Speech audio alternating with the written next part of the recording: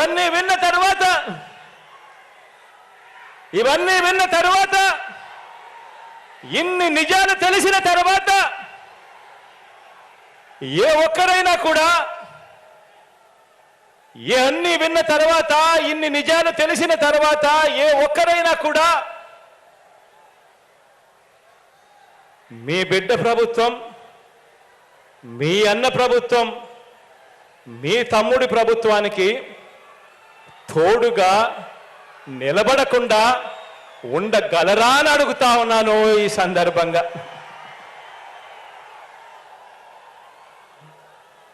ఒక్కటి గమనించండి, 2019లో మనం అధికారంలోకి వచ్చే వరకు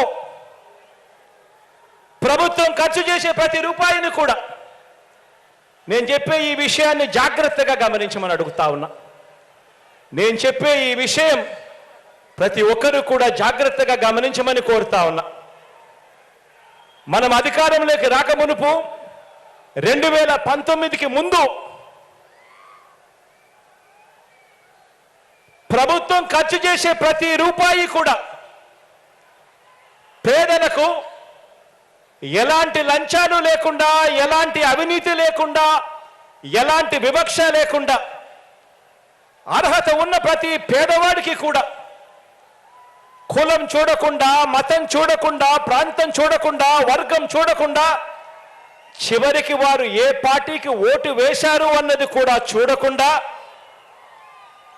పేదల చేతికి ప్రభుత్వం ఖర్చు చేసే ప్రతి రూపాయి కూడా ఇవ్వటం సాధ్యమే అని ఎవరైనా చెబితే మీరంతా నమ్మి ఉండేవారా అని చెప్పి నేను అడుగుతా ఉన్నాను.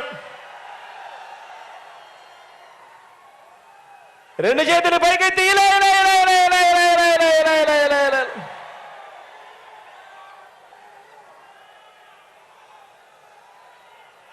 అలా చేయవచ్చు అని ఎవరైనా చెబితే నమ్మశక్యంగా ఉండేదే అని అడుగుతా ఉన్నా.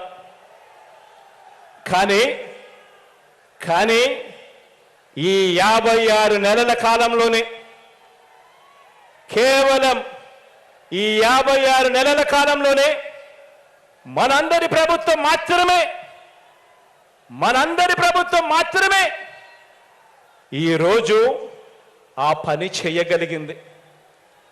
ఈరోజు ఓ లంచాలు లేని వ్యవస్థ, ఓ వివక్ష లేని వ్యవస్థ ఈరోజు ఆ గ్రామ స్థాయిలో మీరు నేను కలిసి ఈరోజు ఇవ్వగలుగుతా ఉన్నాము.